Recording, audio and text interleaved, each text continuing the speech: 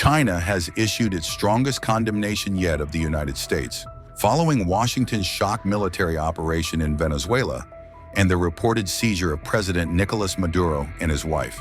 Beijing says it is gravely concerned, calling the U.S. action a clear violation of international law, the United Nations Charter, and the basic norms governing relations between sovereign states.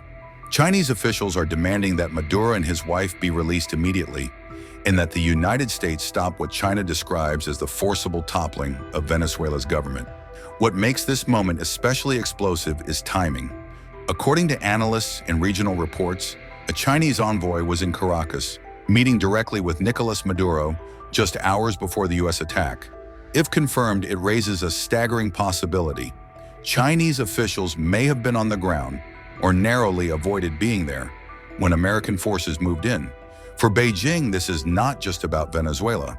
It's about precedent. China sees the operation as part of a broader pattern of U.S. unilateral force, one that could destabilize regions far beyond Latin America.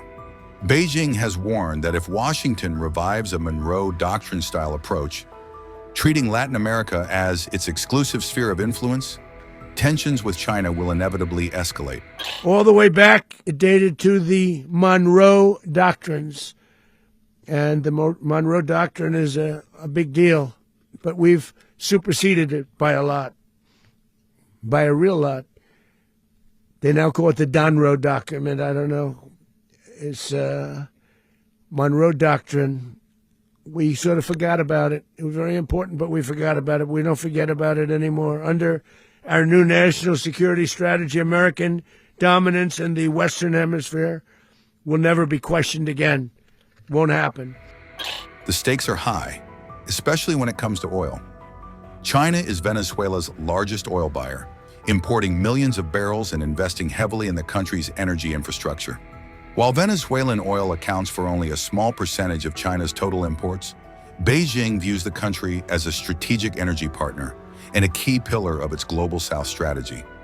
Yet despite its anger, China's response is measured. Finally, a commander-in-chief the world respects and the American people deserve. And as the president said, words can barely capture the bravery and the power and the precision of this historic operation. A massive joint military and law enforcement raid flawlessly executed by the greatest Americans our country has to offer. American warriors are second to none, the best in the world and the best of our country. What all of us witnessed last night was sheer guts and grit, gallantry, and glory of the American warrior.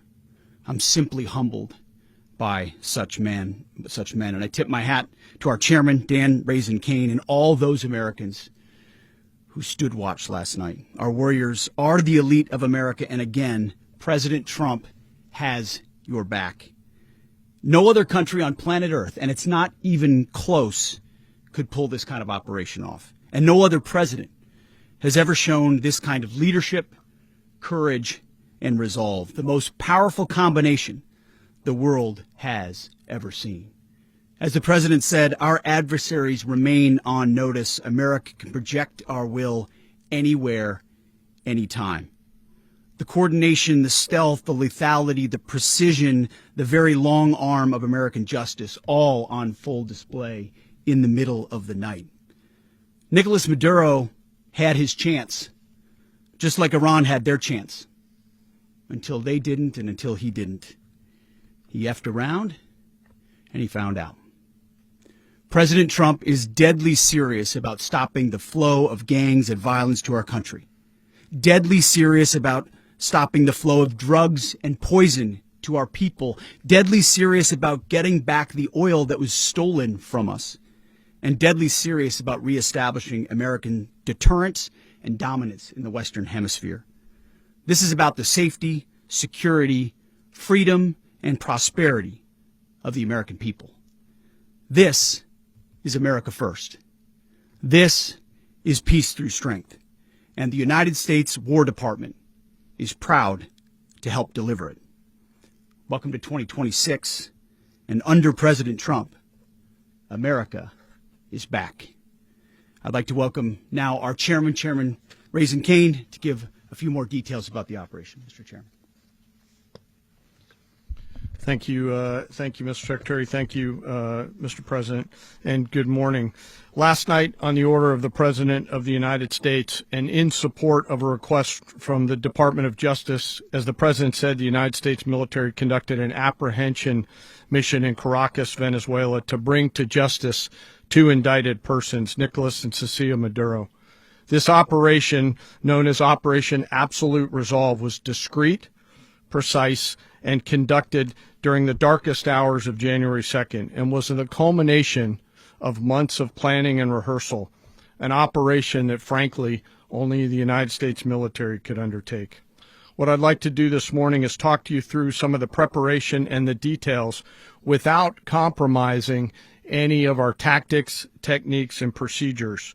There is always a chance that we'll be tasked to do this type of mission again. Our interagency work began months ago and built on decades of experience of integrating complex air, ground, space, and maritime operations. While the past 2 decades have honed the skills of our special operations forces, this particular mission required every component of our joint force, with soldiers, sailors, airmen, Marines, and Guardians working in unison with our intelligence agency partners and law enforcement teammates in an unprecedented operation. We leveraged our unmatched intelligence capabilities and our years of experience in hunting terrorists, and we could not have done this mission without the incredible work by various intelligence agencies, including the CIA, NSA, and NGA. We watched, we waited, we prepared, we remained patient and professional. This mission was meticulously planned, drawing lessons from decades of missions over the last many years, many missions over these last many years. This was an audacious operation that only the United States could do. It required the utmost of precision and integration within our joint force. And the word integration does not explain the sheer complexity of such a mission. An extraction so precise it involved more than 150 aircraft launching across the Western Hemisphere in close coordination, all coming together in time and place to layer effects for a single purpose: to get an interdiction force into downtown Caracas while maintaining the element of tactical surprise.